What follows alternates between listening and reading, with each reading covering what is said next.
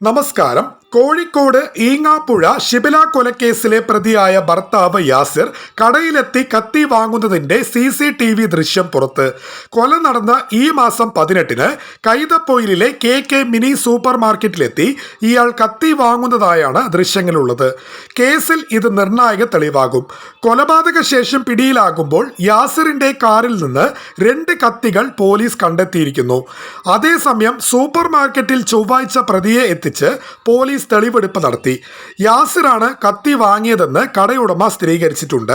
പ്രതിയെ തൊട്ടടുത്തുള്ള പെട്രോൾ പമ്പിൽ എത്തിച്ചും അന്വേഷണ സംഘം തെളിവെടുപ്പ് നടത്തി. കത്തി വാങ്ങിയ ശേഷം ഇയാൾ 2000 രൂപയ്ക്ക് കാറിൽ പെട്രോൾ അടിച്ചത് ഈ പമ്പിൽ നിന്നായിരുന്നു. കൊല്ലപ്പെട്ട ഷിബിലയുടെ വീട്ടിലെത്തിച്ച് യാസിറുമായി തെളിവെടുപ്പ് നടത്തുകയാണ് പോലീസിന്റെ അടുത്ത നീക്കം. കക്കാട് നാക്കിലമ്പാട് അബ്ദുൾ റഹിമാന്റെ മകൾ ഷിബിലയെ ഭർത്താവ് പുതുപ്പാടി താരോൽമറ്റത്തു വീട്ടിൽ യാസർ ഈ മാസം 18-നാണ് കുത്തി കൊലപ്പെടുത്തിയത്. ഷിബിലയുടെ പിതാവ് അബ്ദുൾ റഹിമാനെയും മാതാവ് ഹസീനയും കുത്തി പരിക്കേൽപ്പിച്ച് കാറിൽ രക്ഷപ്പെട്ട യാസറിനെ കോഴിക്കോട് മെഡിക്കൽ കോളേജ് പാർക്കിങ്ങിൽ വെച്ചാണ് കേരള പോലീസ് പിടികൂടിയത്. ഈങ്ങാപ്പുഴ ഷിബില വധക്കേസിൽ താമരശ്ശേരി പോലീസ് സ്റ്റേഷനിലെ ഗ്രേഡ് SIക്കെതിരെ നടപടി. ഗ്രേഡ് SI നൌഷാദിനെ അന്വേഷണ വിധേയമായി സസ്പെൻഡ് ചെയ്തു. ഭർത്താവ് യാസിറിനെതിരെ ഷിബില നൽകിയ പരാതി കൈകാര്യം ചെയ്തതിൽ നൌഷാദിന് വീഴ്ച പറ്റിയെന്ന് കണ്ടെത്തിയതോടെയാണ് സസ്പെൻഷൻ. സ്റ്റേഷനിലെ PROയുടെ ചുമതലയിലുണ്ടായിരുന്ന നൌഷാദാണ് പരാതി കൈകാര്യം ചെയ്തിരുന്നത്.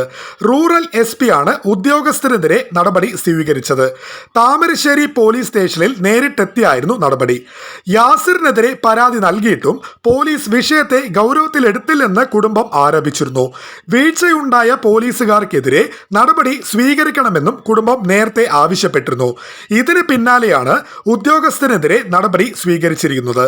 മാർച്ച് 18-നായിരുന്നു താമരശ്ശേരിയിലെ ഈങ്ങാപ്പുഴയിൽ യാസിർ ഭാര്യ ഷിബിലയെ വെട്ടിക്കൊലപ്പെടുത്തിയത്.